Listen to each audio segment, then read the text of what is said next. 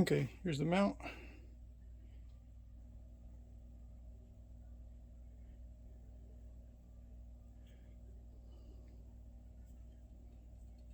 It's on rails. Slide it forwards and backwards. Works with a Sankor 16C and 16D.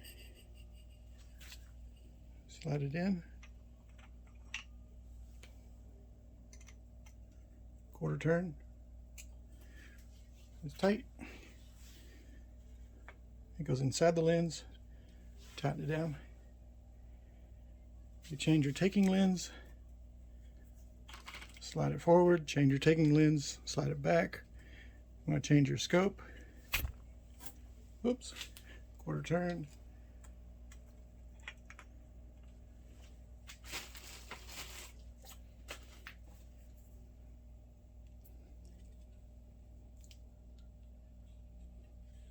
Go the Elmoscope or Sankor 16D, quarter turn,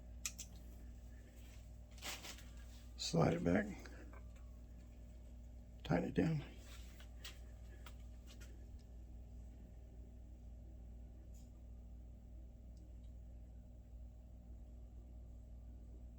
No flex.